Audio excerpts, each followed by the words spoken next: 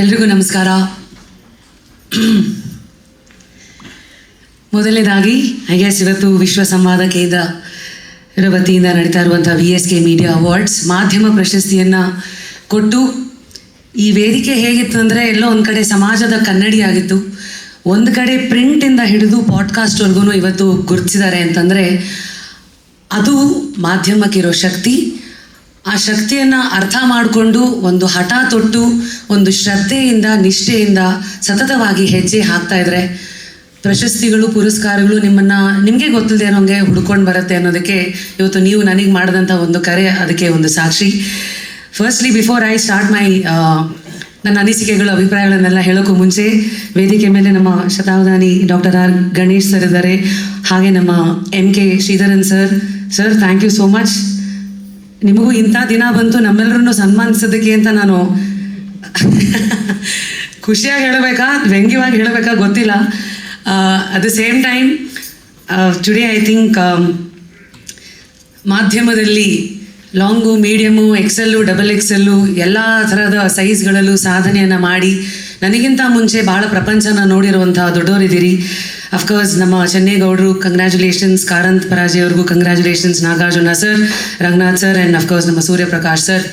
So ನಿಮ್ಮೆಲ್ಲರೂ ಪಕ್ಕ ನಾನು ಕೂತಿದ್ದೀನಿ ಅಂದಾಗ ಫಸ್ಟು ನಾನು ವೇದಿಕೆಯನ್ನು ನೋಡಿದೆ, ಓಹೋ ಇಷ್ಟು ಗಂಡ್ಮಕ್ಳ ಮಧ್ಯೆ ನಾನು ಒಬ್ಬಳೇ ಹೆಣ್ಣು ಪಕ್ಕದಲ್ಲಿ ಕೂತಿದ್ದೀನಿ ಅಂತಂದರೆ ನನಗನ್ನಿಸ್ತು, ಓಹೋ ಇದು ಏನಪ್ಪ, ಇದು ಹೆಮ್ಮೆ ಪಡಬೇಕಾ ಅಥವಾ ಬೇಜಾರು ಪಡ್ಕೋಬೇಕಾ ಅಥವಾ ಇದನ್ನು ಜವಾಬ್ದಾರಿಯಾಗಿ ತೊಗೋಬೇಕಾ ಅಂತ. ಎಲ್ಲೋ ಒಂದು ಕಡೆ ನನ್ನ ಜೀವನನ ನಾನೇ ಹಿಂದಕ್ಕೆ ತಿರುಗಿ ನೋಡಿದ್ರೆ, ಅವರು ವೇದಿಕೆ ಮೇಲೆ ಕೂತಿದ್ದಾಗ 2004 ನಂದು ಬಜಾಜ್ ಅಲಿಯನ್ಸ್ ಚಾಪ್ಟರ್ ಓಪನ್ ಮಾಡಿದ್ರಿ. ಅಂದರೆ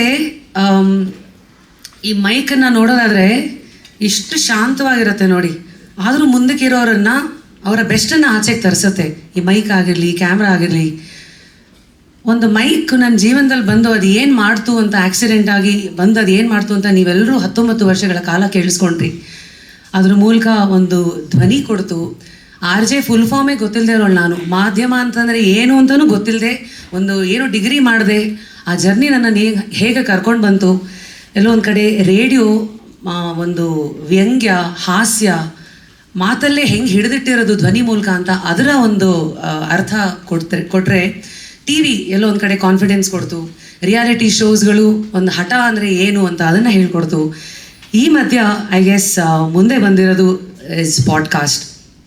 ಎಲ್ಲರೂ ಕೇಳ್ತಾ ಇದ್ರಿ, ಏನೋ ಬ್ರೇಕಿಂಗ್ ನ್ಯೂಸು, ಶೇಕಿಂಗ್ ನ್ಯೂಸು, ಇದೆಲ್ಲದಕ್ಕಿಂತ ಮುಂಚೆ ಅಥವಾ ಇದೆಲ್ಲದಕ್ಕಿಂತ ಆದಮೇಲೆ ನನಗೆಲ್ಲೋ ಒಂದು ಕಡೆ ಅನ್ಸೋದು, ಈ ಸಮಾಜ ಶತಾವಧಾನಿ ಗಣೇಶರಿಂದ ಹಿಡಿದು ಗೋಲ್ಡನ್ ಸ್ಟಾರ್ ಗಣೇಶ್ ಎಲ್ಲರನ್ನೂ ಮೆಚ್ಕೊಂಡಿರೋ ಸಮಾಜ ಇದು. ಅಂದರೆ ಒಬ್ಬರು ಮನರಂಜನೆಗೆ, ಇನ್ನೊಬ್ಬರು ಮಾಹಿತಿಗೆ. ಆದರೆ ಇವತ್ತು ಮಾಹಿತಿಯನ್ನು ರೆಪ್ರೆಸೆಂಟ್ ಮಾಡೋಕ್ಕೆ ಗಣೇಶರಂದರೆ ಶತಾವಧಾನಿಗಳನ್ನು ಬಿಟ್ಟರೆ ಇನ್ನೊಬ್ಬರನ್ನ ಇಡೀ ಪ್ರಪಂಚ ನೋಡಿಲ್ಲ ಅಂತಂದರೆ ಅದು ಅವರಲ್ಲಿದ್ದ ಹಠ, ಅವರಲ್ಲಿದ್ದಂಥ ಕುತೂಹಲ. ಪ್ರತಿದಿನವೂ ಏನೋ ಆ ಕುತೂಹಲದ ಜೊತೆಗೆ ಅವರು ಆಟಾಡಿರೋ ರೀತಿ. ಒಂದು ಹೇಳ್ತಾರಲ್ಲ, ಮಾತು ಗುದ್ದಾಡಿದ್ರೆ ಗಂಧ ಜೊತೆ ಗುದ್ದಾಡಬೇಕು ಅಂತ. ಸೊ ಇಂತಹ ಸಮಯದಲ್ಲಿ ನಾವು ಇದ್ದೀವಿ. ಅವರನ್ನು ನೋಡಿ ಕಲಿತು ಏನೋ ಪ್ರೇರೇಪಿತರಾಗಿ, ಪ್ರಚೋದಿತರಾಗಿ ಒಂದು ಒಳ್ಳೆ ಗುರಿಯನ್ನು ಇಟ್ಕೊಂಡು ಆ ಜರ್ನಿನಲ್ಲಿ ನಾನು ಮುಂದೆ ಹೀಗೆ ಹೋಗ್ತಾ ಇದ್ದೀನಿ. ರೇಡಿಯೋ ನನಗೆ ಹಾಸ್ಯ ಪ್ರಜ್ಞೆ ಕಲಿಸ್ತು. ಎಲ್ಲೋ ಒಂದು ಕಡೆ ಸೋಷಿಯಲ್ ಮೀಡಿಯಾ, ಆ ತರಲೆ ಪ್ರಶ್ನೆಗಳನ್ನು ಫೈರಲ್ಲಿ ಏನೋ ಕೇಳ್ಬಿಡ್ತೀನಿ ಅಂತ ಮಾಡಿದಾಗ ಒಂದು ಕಡೆ ಎಡುವುದಾಗ, ಅಂದರೆ ನೀವು ಹೇಳಿದ್ರಲ್ಲ ಸರ್, ಆ ಕತ್ರಿ ಅನುಭವಕ್ಕೆ ಡೈರೆಕ್ಟ್ ಏಟನ್ನು ತಿಂದಿರೋಳು ನಾನು. ಅಂದರೆ ಏನೋ ಕೇಳಿರೋ ಪ್ರಶ್ನೆನ ಹೆಂಗೋ ತಿರುಚಿ ಕೊನೆಗೆ ಯಾರೋ ತಿಂದು ಇನ್ಯಾರ್ದೋ ಬಾಯಿಗೆ ಮೊಸರನ್ನ ಬಳೆದು, ಅವೆಲ್ಲವೂ ಏನಂದರೆ ಒಂದೊಂದು ನಮಗೆ ಬೀಳೋ ಉಳಿ ಪೆಟ್ಟುಗಳು ನಮ್ಮಲ್ಲಿರೋ ಏನೇನೋ ಆಚೆಗೆ ತರ್ತಾ ಇರುತ್ತೆ. ಸೊ ಇದನ್ನೆಲ್ಲ ನೋಡಿಕೊಂಡು ಪಾಡ್ಕಾಸ್ಟ್ ಅಂತ ಬಂದಾಗ ನನಗೆ ಇವತ್ತು ಅನ್ಸುತ್ತೆ, ಪಾಡ್ಕಾಸ್ಟ್ ಮನರಂಜನೆಗಿಂತ ಹೆಚ್ಚಾಗಿ ಮಾಹಿತಿ.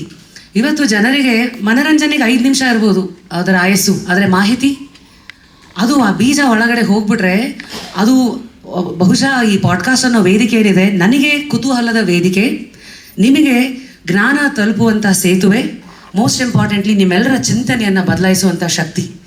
ಅದಕ್ಕೆ ವಿಶ್ವಾಸ ಗಳಿಸಿರುವಂತಹ ಡಾಕ್ಟ್ರುಗಳಾಗಿರಲಿ, ಸ್ಪಿರಿಚುವಲ್ ಪರ್ಸನಾಲಿಟೀಸ್ಗಳಾಗಿರಲಿ, ಅವರವರ ಕ್ಷೇತ್ರದಲ್ಲಿ ಏನೋ ಸಾಧಿಸಿರುವಂಥ ಸಾಧಕರು ಎಲ್ಲರೂ ಬಂದು ಇವತ್ತು ಆ ಪಾಡ್ಕಾಸ್ಟ್ ಬಹುಶಃ 2 ವರ್ಷದಲ್ಲಿ 400 ಕಂತುಗಳನ್ನು ಪೂರೈಸಿದೆ. And I guess that has been a rapid journey.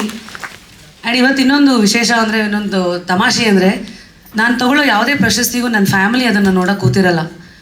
ಅದನ್ನು ನೋಡೋಕೆ ಕೂತಿರೋದು ನನ್ನ ಟೀಮ್ ಮೆಂಬರ್ ಪುನೀತ್, ಇದನ್ನು ನೋಡೋಕೆ ಕೂತಿರೋದು ನಮ್ಮ ಕ್ಯಾಮ್ರಾಮನ್ ಕಿರಣ್. ಅಂದರೆ ಯಾರೇ ಒಬ್ಬರು ಪ್ರಶಸ್ತಿ ತೊಗೊಂಡ್ರು ಅವ್ರ ಹಿಂದೆ ಹಗಲು ರಾತ್ರಿ ನಮ್ಮ ಜೊತೆಗೆ ನಮ್ಮ ಕನಸಿಗೆ ದುಡಿತಾ ಇರುವಂಥ ಒಂದು ಟೀಮ್ ಇರುತ್ತೆ. ಆ ಒಂದು ಶೋಗೆ ಬಂದಿರುವಂಥ ಗೆಸ್ಟ್ಗಳಿರ್ತಾರೆ. ಆ್ಯಂಡ್ ಮೋಸ್ಟ್ ಇಂಪಾರ್ಟೆಂಟ್ಲಿ ಯಾರು ಇವತ್ತು ನನ್ನನ್ನು ಕೇಳಿದ್ರೆ ನನ್ನನ್ನು ಕೇಳ್ತಾರೆ, ಏನು ರೀ ಪಾಡ್ಕಾಸ್ಟಲ್ಲಿ ಅಷ್ಟೆಲ್ಲ ಪ್ರಶ್ನೆಗಳನ್ನು ಕೇಳ್ತಿರಲ್ಲ, ನಿಮ್ಮ ಸಾಧನೆ ಏನು ಅಂತ.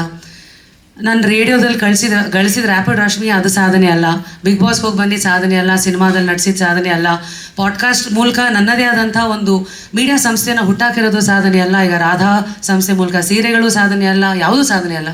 ಬಹುಶಃ ಇವತ್ತಿಗೆ ನನಗೆ ಅರ್ಥ ಆಗಿರೋದು ಬಿಗ್ಗೆಸ್ಟ್ ಸಾಧನೆ ಎಸ್ ಪ್ರತಿದಿನ ನಾನು ಇನ್ನೂ ಸ್ಟೂಡೆಂಟು, ನಾನು ಇನ್ನೂ ಏನೋ ಕಲಿಬೇಕು, ನಾನು ಇನ್ನೂ ಏನಾದ್ರು ಅಚೀವ್ ಮಾಡಲೇಬೇಕು, ಇನ್ನೂ ಸಾಕು ಅಂತ ಅಂದಿಲ್ಲ ಅನ್ನೋದು is a biggest achievement. Looks like ನನ್ನನ್ನು ಇಲ್ಲಿವರೆಗೂ ಎಲ್ಲ ಅಧ್ಯಾಯಗಳನ್ನು ನೀವೇ ನೋಡಿದ್ದೀರ.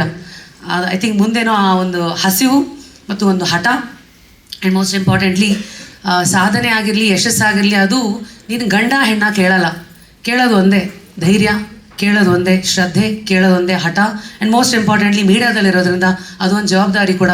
ನನಗೆ ಭಯ ಆಗೋದು ಇವಾಗ ಏನಾದ್ರು ಬಾಯಿಗೆ ಬಂದಂಗೆ ಪ್ರಶ್ನೆ ಕೇಳೋಕ್ಕೂ ಮುಂಚೆ ಒಂದು ನಿಮಿಷ ಈ ಪ್ರಶ್ನೆಯಿಂದ ಜನಕ್ಕೆ ಏನಾಗಬೇಕಾಗಿದೆ, ಈ ಪ್ರಶ್ನೆನ ಆ ಉತ್ತರ ಬರುತ್ತಲ್ಲ ಅದರಿಂದ ಅವ್ರ ಜೀವನಕ್ಕೆ ಏನಾದರೂ ಉಪಯೋಗ ಇದೆಯಾ ಅನ್ನೋ ಒಂದು ತಕಡಿ ಇವತ್ತು ಇಟ್ಕೊಂಡಿದ್ದೀನಿ. ಹಾಗಾಗಿ ವಿತ್ ದಿಸ್ ಸೋಫಾರ್ ನಾನು ಇಲ್ಲಿವರೆಗೂ ಬಂದಿದ್ದೀನಿ. ಆ್ಯಂಡ್ ಈ ಒಂದು ಜರ್ನಿನಲ್ಲಿ ನನ್ನನ್ನು ಸಪೋರ್ಟ್ ಮಾಡಿದಂಥ ನನ್ನೆಲ್ಲ ನೋಡುಗರು ಕೇಳುಗರು, ಯಾಕಂದರೆ ಇವತ್ತು ಯಾರಿಗಾರು ಒಂದು ದೊಡ್ಡ ಗಿಫ್ಟ್ ಕೊಡ್ತೀರಾ ನೀವು ಅಂದರೆ the biggest gift that you can give is your time. ನೀವು ಅದು 5 ನಿಮಿಷ ನನಗೋಸ್ಕರ ಕಿವಿ ಕೊಟ್ರಿ, ಕಣ್ಣು ಕೊಟ್ರಿ, ನಮ್ಮ ಶೋನ ನೋಡಿದ್ರಿ ಅಂತಂದರೆ ನಾನು ಏನು ಮಾಡಿರ್ಬೇಕು ನಿಮ್ಮ ಲೈಫಿಗೆ. ಆ ಜವಾಬ್ದಾರಿ, ಆ ಎಚ್ಚರಿಕೆಯ ಗಂಟೆ ಸದಾ ನನ್ನನ್ನು ಒಂದು ಇದರಲ್ಲಿ ಇಟ್ಟಿರಲಿ. ಆ್ಯಂಡ್ ನಾನೇನು ಫೆಮಿನಿಸ್ಟ್ ಅಲ್ಲಪ್ಪ, ನಾನು ಏನೋ ಆಗಿ ಸಮಾಜದಲ್ಲಿ ಮೈಕ್ ಸಿಕ್ತು, ಆಮೇಲೆ ಕ್ಯಾಮ್ರಾ ಸಿಕ್ತು, ನನ್ನದೇ ಆದಂಥ ಸ್ಟೈಲಲ್ಲಿ ಮಜ್ಜಾ ಮಾಡ್ಕೊಂಡು ಜರ್ನಿನ ಎಕ್ಸ್ಪ್ಲೋರ್ ಮಾಡ್ತಾಯಿದ್ದೀನಿ. ಬಟ್ ಒಂದು ಮಾತ್ರ ಅರ್ಥ ಆಗಿದೆ, ಒಂದು ಹೆಣ್ಣು ನಿಂತರೆ 100 ಹೆಣ್ಣುಗಳಿಗೆ ಶಕ್ತಿ ನೋಡೇ ಬಂದ್ಬಿಡುತ್ತೆ ಅನ್ನೋದು. ಹಾಗಾಗಿ ಪ್ರತಿಯೊಬ್ಬರಿಗೂ ನಾನು ಹೇಳೋದಷ್ಟೇ, ಹೆಣ್ಣುಮಕ್ಕಳು ಸ್ಟ್ರಾಂಗು ಗುರು, ರಾಂಗು ಗುರು, ಯಾವ ಟೈಟಲ್ಗಳು ಅವ್ರೇನೋ ಸಾಹಿತಿಗಳು ಅವರೇನೋ ಡೈಲಾಗನ್ನು ಬರೀತಾರೆ, ನೀವೇನು ಅಂತ ಆ ಪಕ್ಕದಲ್ಲಿರೋ ಟೈಟಲ್ ನೀವು ಹಾಕೊಳ್ಳಿ. I guess that is the biggest freedom that you can get. And of course ಈ ಥರ ವೇದಿಕೆಗಳು ಅದ್ರ ಮೂಲಕ ಆದರೆ 4 ಜನ ಚಪ್ಪಾಳೆ ಹೊಡಿತಾರೆ, 5 ಜನ ಪ್ರಶಸ್ತಿ ಕೊಡ್ತಾರೆ, ಬಹುಶಃ ನಾವು ಹೋದ್ಮೇಲೆ ಒಂದು 100 ಜನ ನಮ್ಮ ಬಗ್ಗೆ ಮಾತಾಡ್ತಾರೆ. So I guess with this one I am very glad to share the stage. And ನನಗೆ ಶತಾವಧಾನಿಗಳು ಒಂದು ಎಕ್ಸಾಮ್ ಬರೆಸಿದ್ದಾರೆ. ನಾನು ಕಾಲ್ ಮಾಡಿದೆ ಅವ್ರಿಗೆ, ಸರ್ ನಾನು ಪಾಡ್ಕಾಸ್ಟಿಗೆ ಬರಬೇಕು.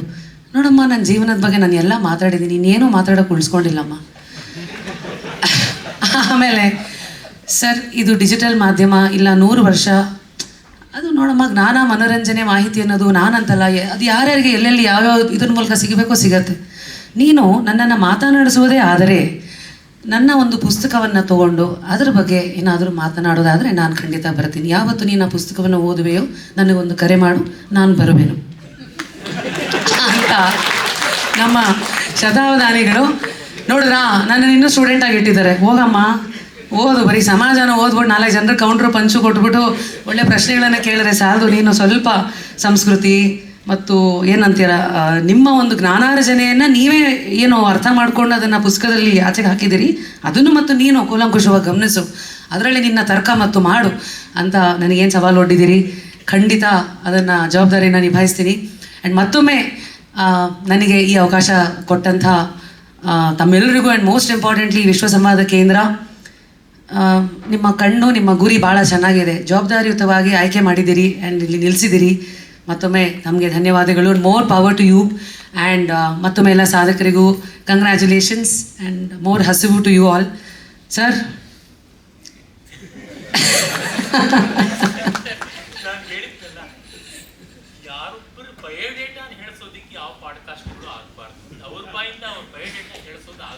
ಕರೆಕ್ಟ್, ಖಂಡಿತ. ಹಾಗಾಗಿ ಮುಂದೇನಾಗುತ್ತೆ ನೀವೆಲ್ಲರೂ ಸಾಕ್ಷಿ ಆಗ್ತೀರಿ. 2026 ಎಷ್ಟು ಸರ್ ಇವತ್ತು ತಾರೀಕು? ಜುಲೈ 12. ಸರ್ ಭಗವಂತ ಅಂತಂದು ಬೇಡ, ಆ ಟಾಪಿಕ್ ಶುರು ಮಾಡೋದು ಬೇಡ.